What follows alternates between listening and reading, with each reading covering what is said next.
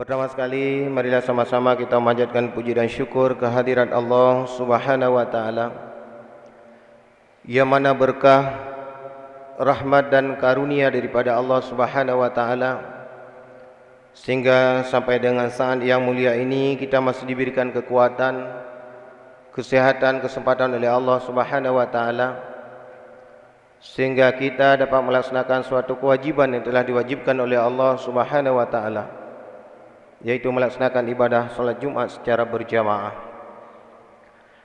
Berikutnya selawat dan salam mari sama-sama kita sanjung sajikan kepada junjungan alam Nabi besar Muhammad sallallahu alaihi wasallam dan juga kepada para dan sahabat beliau sekalian.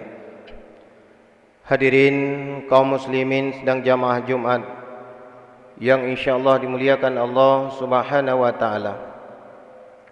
Izinkanlah khatib dalam beberapa menit ke depan ingin menyampaikan sedikit nasihat, mau'idhah. Mudah-mudahan dengan mau'idhah yang sangat singkat pada hari yang mulia ini, pertama sekali bermanfaat bagi khatib sendiri dan juga kepada para jamaah sekalian.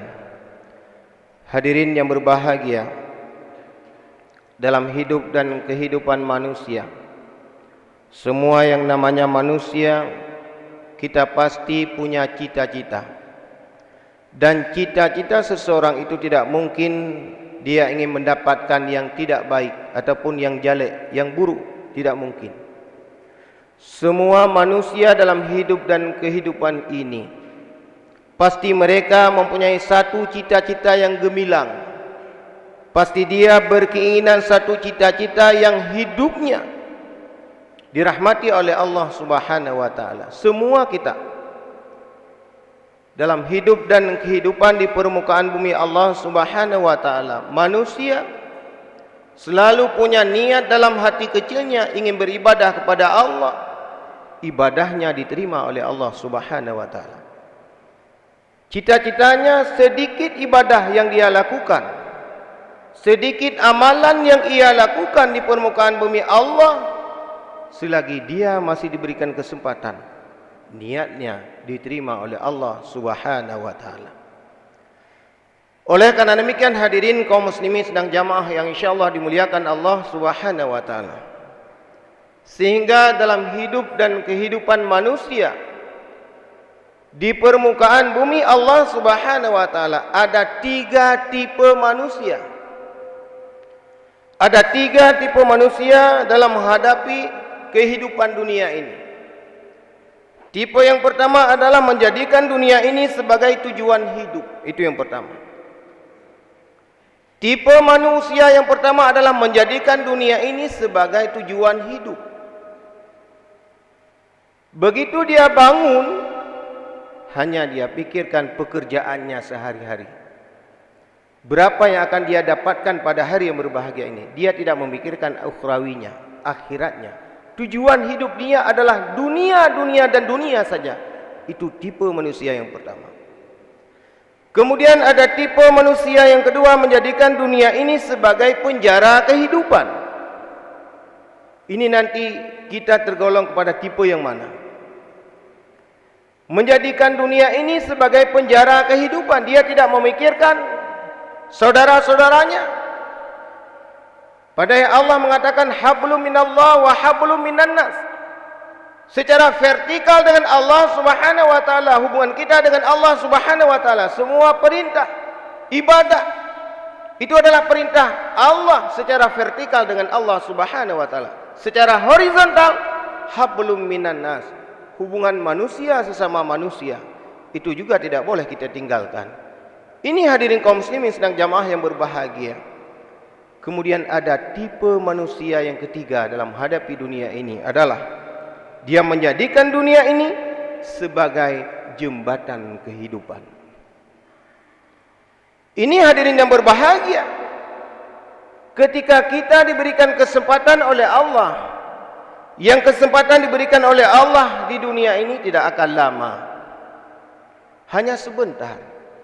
Kita mengingat Rasulullah Muhammad sallallahu alaihi wasallam, Rasul kita yang kita cintai pada hari yang berbahagia ini.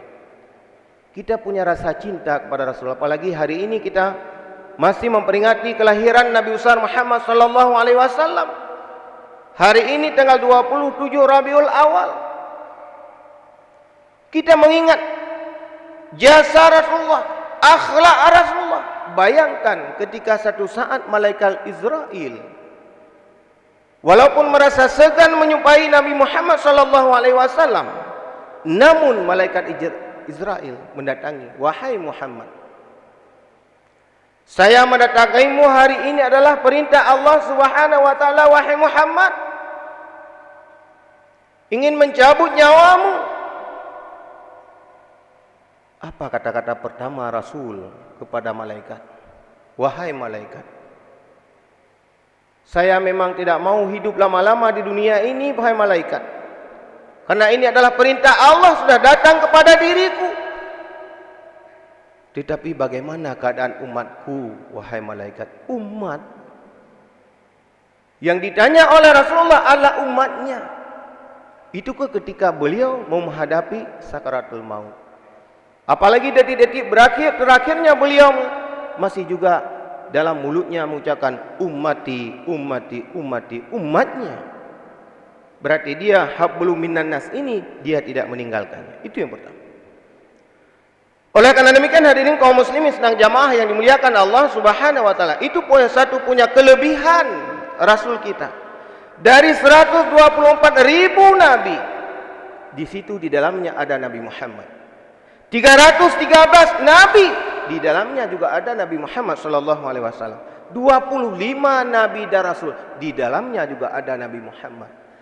5 rasul yang lebih ulul azmi, di dalamnya juga ada Nabi Muhammad sallallahu alaihi wasallam. Bayangkan.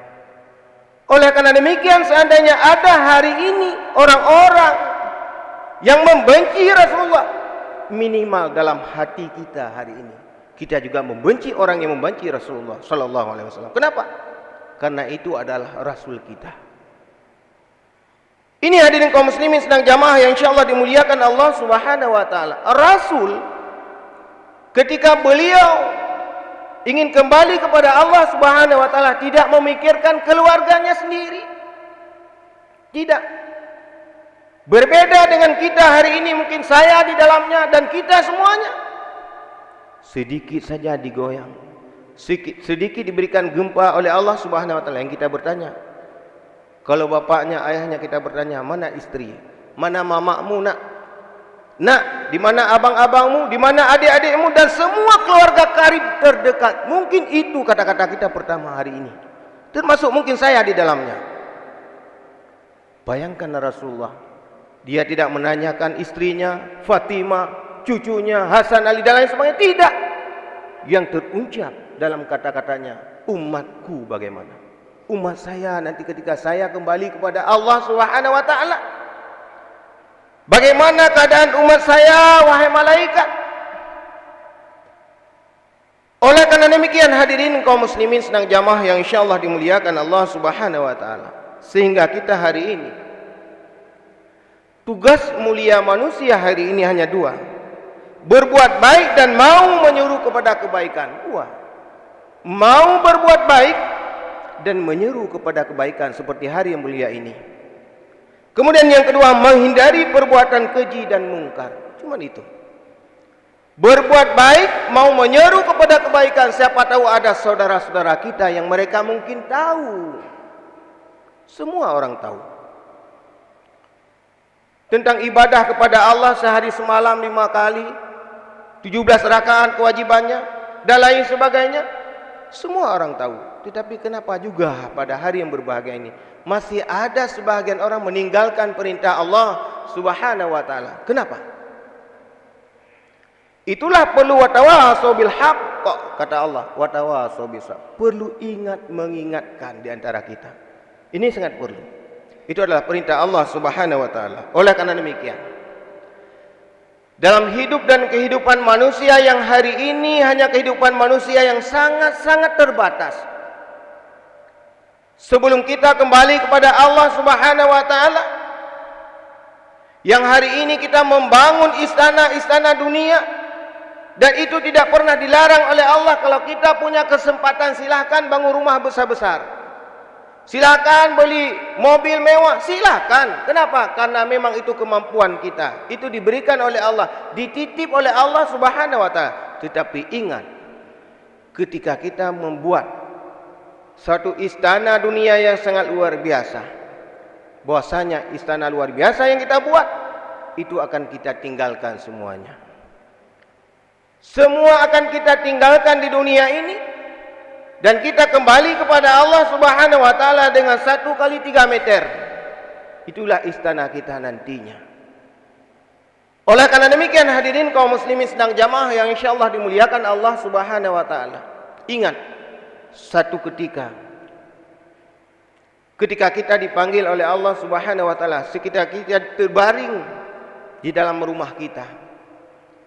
Ketika itu, kasarnya kita sampaikan, kita diusir dalam rumah kita sendiri, diusir.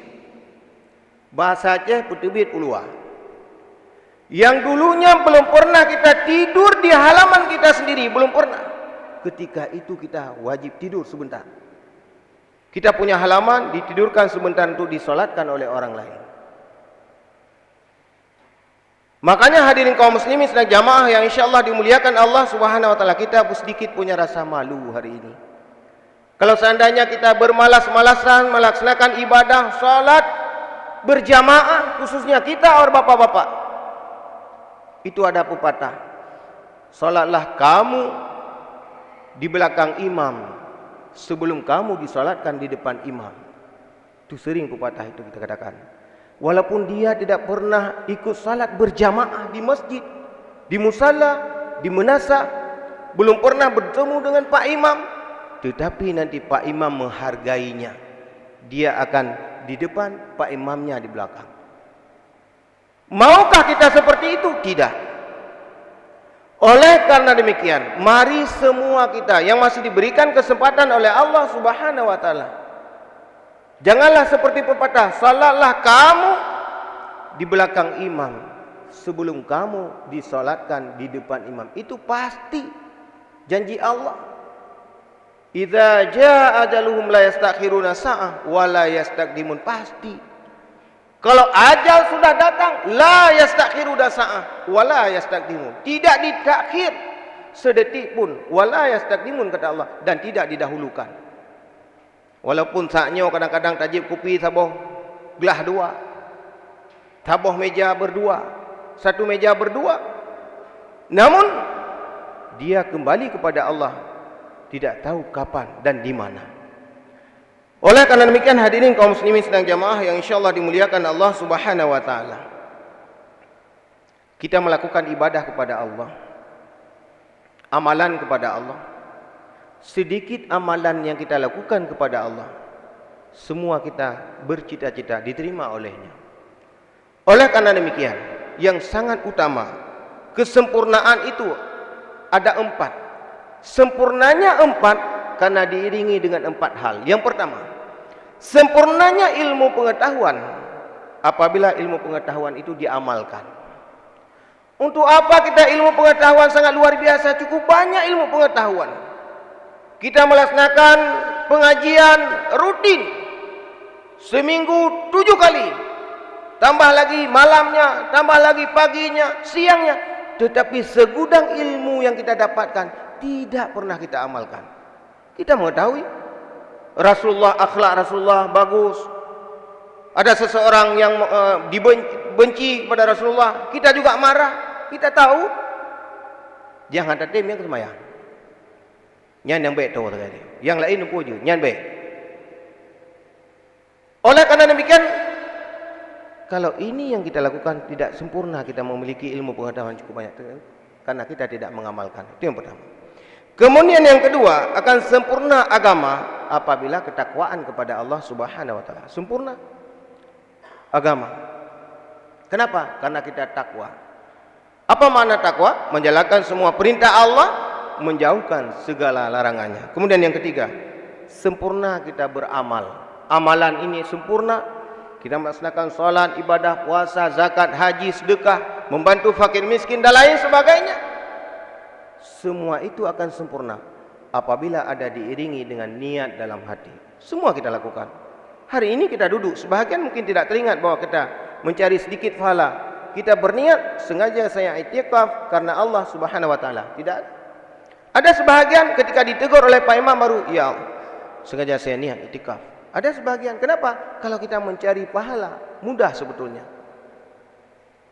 Jadi amalan sekecil apapun yang kita lakukan, apalagi besar, itu harus punya niat dalam hati. Jangan ada niat dalam hati, ingin saya membantu masjid jami, ingin saya bantu masjid A, masjid B dan lain sebagainya, fakir miskin, anak yatim, karena ada sesuatu di belakangnya. Jangan. Dilihat oleh orang lain silakan, tidak ada masalah. Biar orang lain juga mau membantu fakir miskin dan lain sebagainya. Tetapi yang jangan ada niat dalam hati satu supaya dilihat oleh orang lain. Tidak.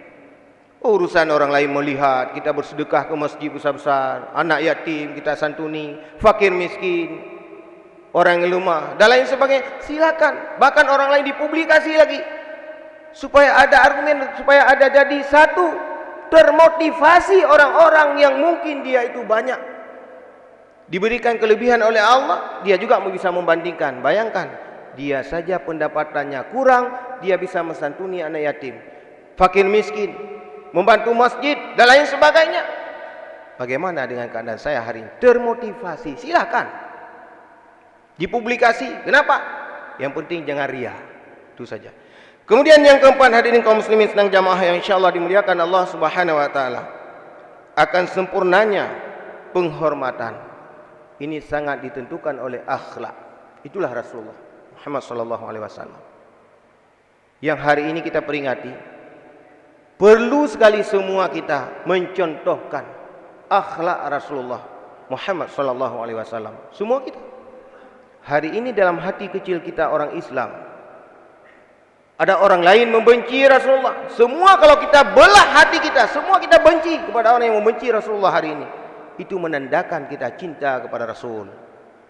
Cinta kepada Rasulullah. Oleh karena demikian hadirin kaum muslimin sedang jemaah yang insyaallah dimuliakan Allah Subhanahu wa taala, dalam kesempatan yang mulia ini kami menghimbau kepada kita semuanya, termasuk saya di dalamnya, jangan pernah kita meremehkan, meninggalkan semua perintah yang diperintahkan oleh Allah Subhanahu wa taala. Jadikanlah ibadah itu sebagai kebutuhan. Kalau sudah kita jadikan ibadah sebagai kebutuhan, kalau kita belum salat zuhur, kalau kita belum salat asar, kita belum salat maghrib, belum salat isya, belum salat subuh, seolah-olah semua perbuatan yang kita lakukan ini tak akan sempurna. Seolah-olah semua kegiatan yang kita lakukan, kalau kita belum melaksanakan ibadah salat menghadapi Allah Subhanahu wa taala, mencoba Aceh mandum hanayu, menallah kira-kira. Bagaimana itu? Tergantung kepada diri pribadi kita semuanya. Tergantung kepada diri pribadi kita masing-masing hari ini. Orang lain tidak bisa menilai, tetapi yang bisa menilai adalah pribadi kita masing-masing. Oleh karena demikian, itu saja mungkin khutbah ataupun nasihat singkat, mau'izah singkat pada hari yang mulia ini. Mudah-mudahan apa yang kami sampaikan ini terutama sekali bermanfaat bagi kami sendiri dan juga kepada para jemaah sekalian. Amin, amin ya rabbal alamin.